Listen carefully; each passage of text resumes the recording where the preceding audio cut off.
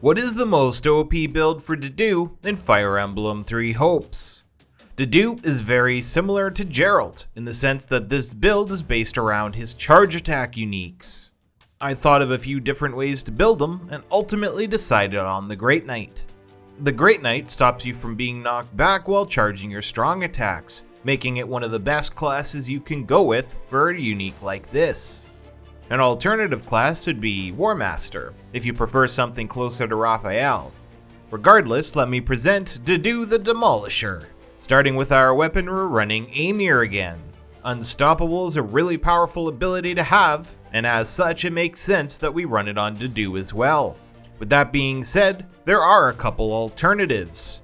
You either want a boost strong attack and critical rush axe, or you want a boost strong attack and defense factor 3 axe. Strong attacks are our bread and butter, which then leads us to multiple critical rush opportunities.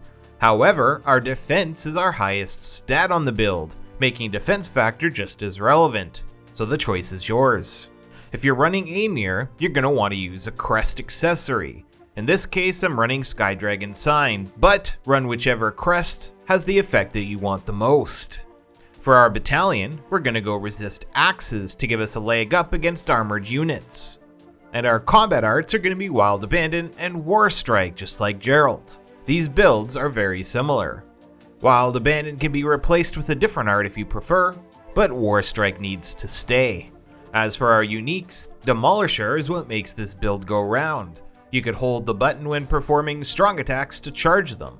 This triggers blasts on impact that deal major damage to enemies. It tends to do some fair damage to stun gauges too. Staunch Shield is an interesting unique. Taking hits while guarding greatly restores the warrior gauge, all the while perfect guards restore the warrior gauge even further. If you're a fan of guarding, this ability is going to be really strong for you. Life and Limb reduces damage received by 50% when ordered to guard.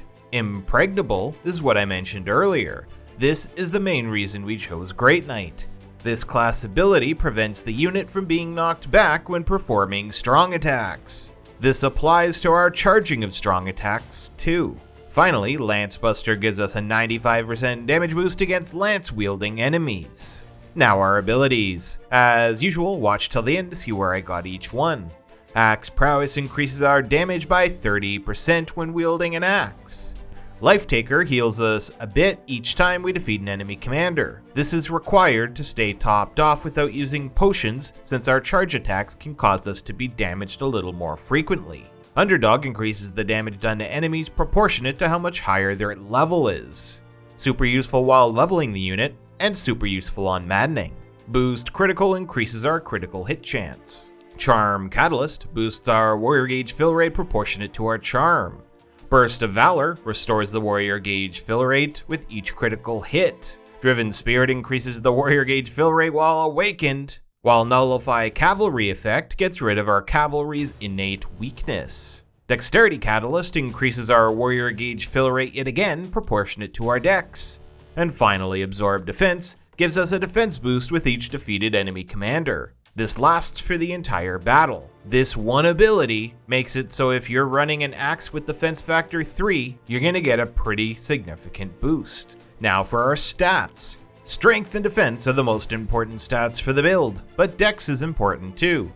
Strength is what gives us our damage, defense is our survivability, and dex is our critical rush damage and critical hit chance.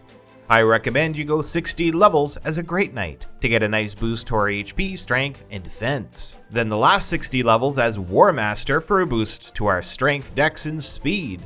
This should give us a nice rounded stat sheet.